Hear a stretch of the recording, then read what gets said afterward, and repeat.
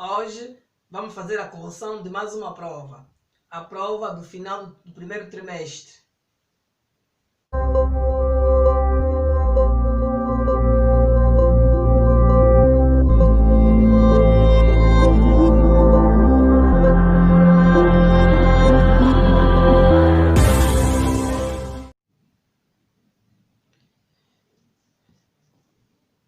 E aí, tá tudo bem?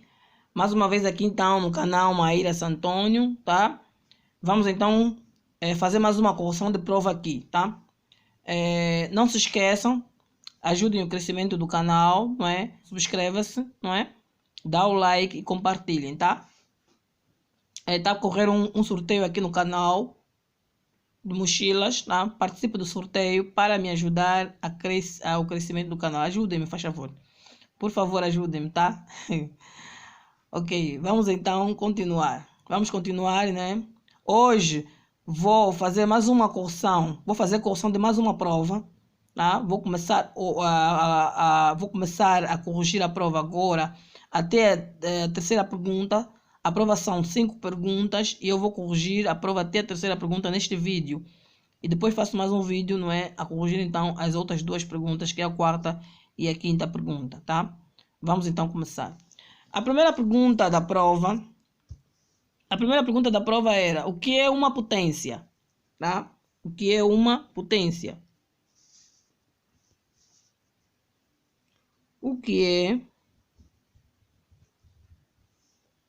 uma potência?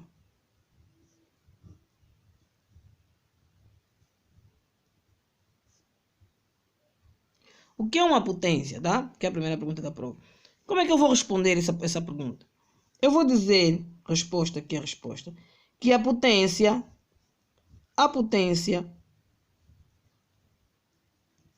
é uma multiplicação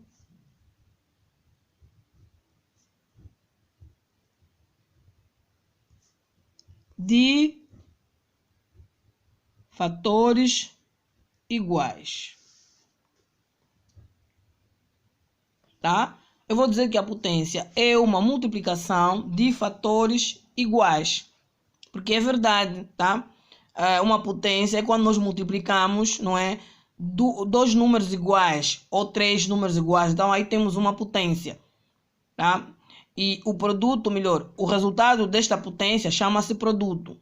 Também podemos definir que a potência é o produto de fatores iguais, porque o resultado de uma multiplicação é o produto. Então, estas duas definições são válidas. Potência é o produto de fatores iguais, ou potência é a multiplicação de fatores iguais, tá?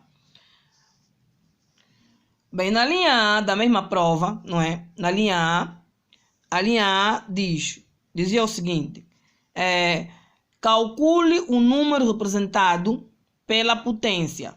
Calcule o número representado pela potência. Calcule o número representado pela potência, ou por, não é? Temos a potência calcule o número representado pela operação de potências, não é? Calcule o número representado pela operação de potências.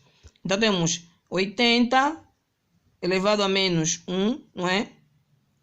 Ou nem precisa colocar parênteses, né? Mas não faz mal. 80 elevado a menos 1 é mais, não é? 1 sobre 2 elevado a 2, tá? Ou então aqui não precisa colocar parênteses, colocar 80 elevado a menos 1 mais 1 sobre 2 elevado a 2, tá? Tanto faz assim ou assim, não é? Dá no mesmo. Então o que vamos fazer aqui? Primeiro vamos desfazer as potências. Quando nós temos uma adição ou uma subtração de potências, nós temos que desfazer as potências. Vamos desfazer primeiro essa aqui. Essa potência, 80 elevado a menos 1, é uma potência com expoente negativo.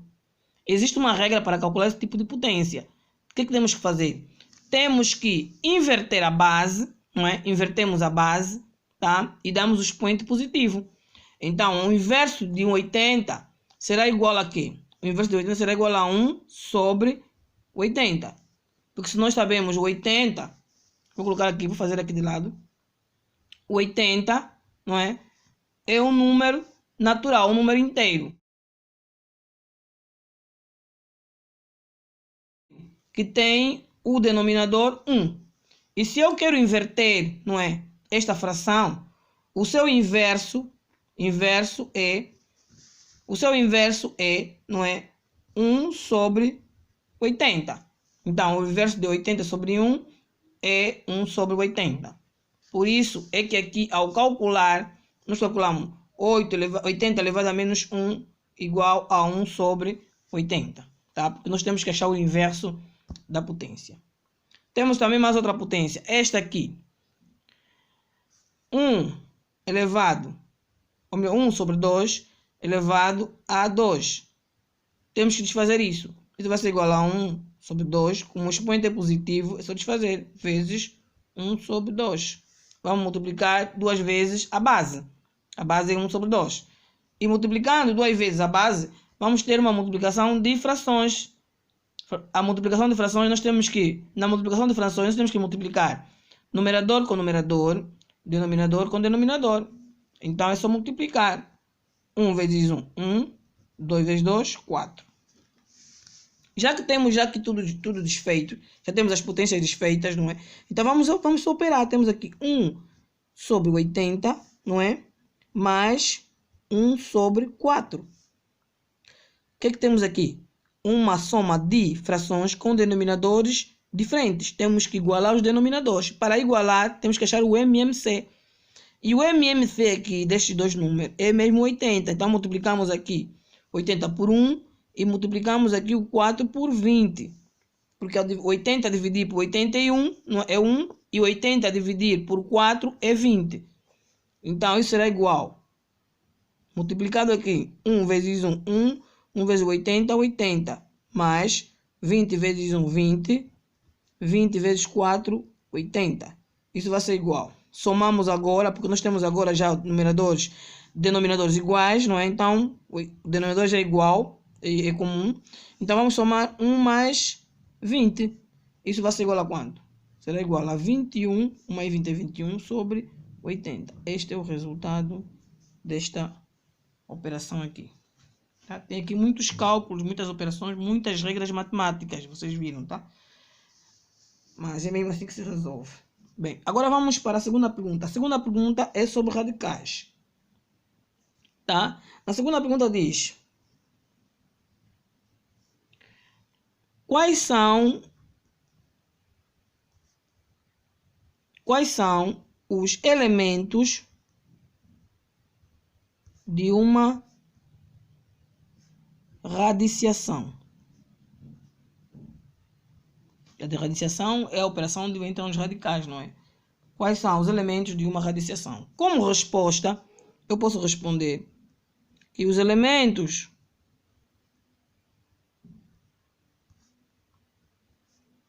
de uma radiciação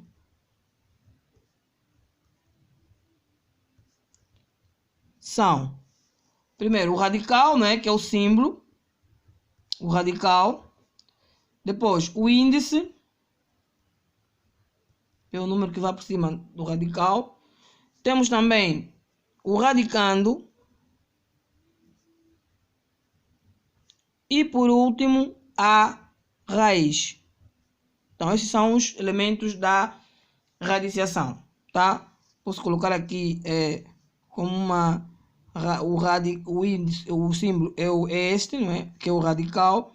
O N é o índice, o A é o radicando e o resultado X é a raiz. Esses são os elementos de uma radiciação, tá? Essa é a segunda pergunta. Na segunda pergunta temos a linha A. A linha A diz: calcule aplicando as propriedades.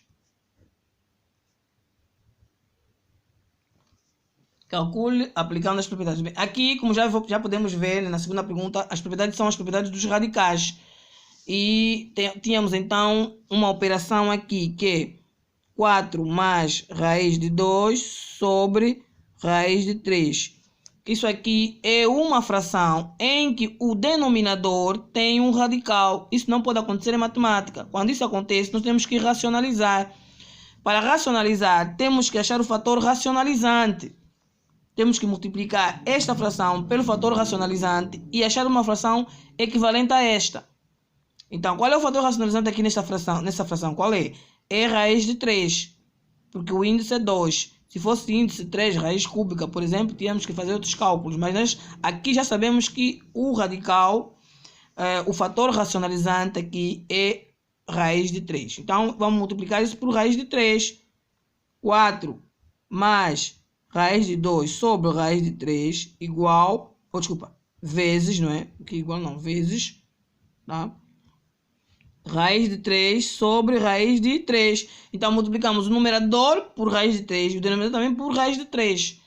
Isso será igual... Esta multiplicação vai ficar assim. 4 vezes raiz de 2, não é? Tudo a multiplicar por raiz de 3. E aqui embaixo, no numerador... E aqui embaixo no denominador vai ficar raiz de 3 vezes raiz de 3. Tá? Ok. Isso vai ser igual a quê? Nós aqui temos uma multiplicação de dois termos por um outro termo. Nós temos que aplicar aqui a propriedade distributiva. Vamos distribuir isso. Vamos multiplicar 4 por raiz de 3 e raiz de 2 por raiz de 3 também. Então vai ficar 4 vezes raiz de 3 mais raiz de 2, não é? Vezes raiz de 3. E aqui embaixo, tal como já sabemos, temos radicais com índices iguais, não é? Multiplicamos os radicandos e mantemos o índice. Fica raiz de 9. Tá? E continuando, ficará então... Acho que é melhor continuar aqui embaixo, não? Não, fica mesmo aqui em cima. Ok. Vamos continuar aqui.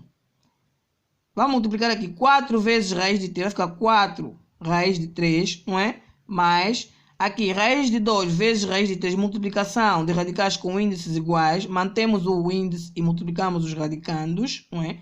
Fica raiz de 6, porque 2 vezes 3 é 6. E aqui embaixo, raiz de 9 é 3. Então, aqui, este resultado é equivalente a esta aqui. É equivalente a esta fração aqui.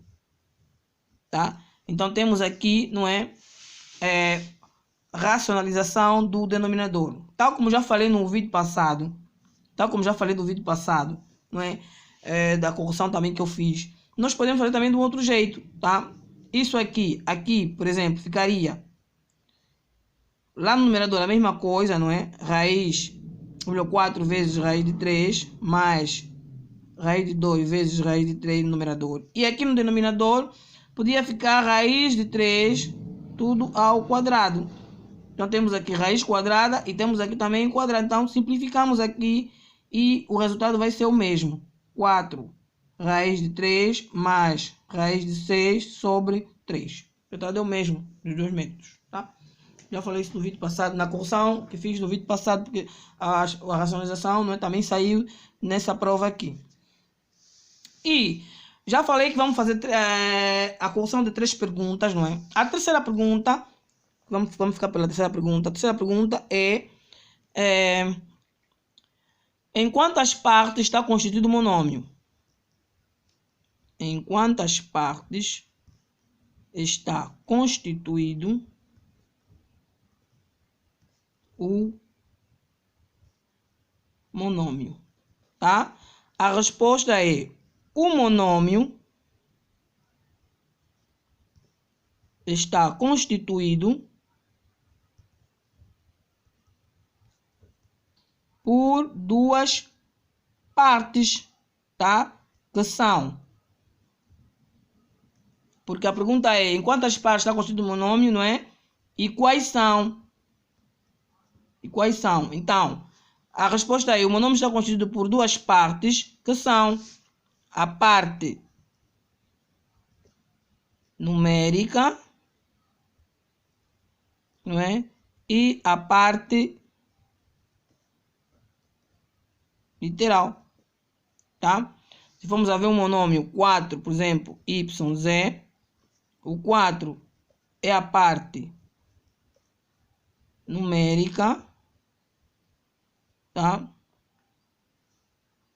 E o YZ é a parte literal. Então, temos aqui a correção da prova, até a terceira pergunta. Depois vamos fazer também a quarta e a quinta pergunta, porque a prova tinha 5 perguntas, tá? Então, é tudo por hoje, tá? Não se esqueçam, subscreva-se no canal, dá um like e compartilhem, tá? E também não se esqueçam de participar do sorteio. Muito obrigada.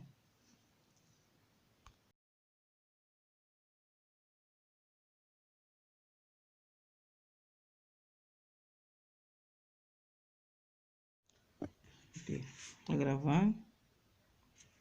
Tem que baixar mais, será? Tem que baixar mais.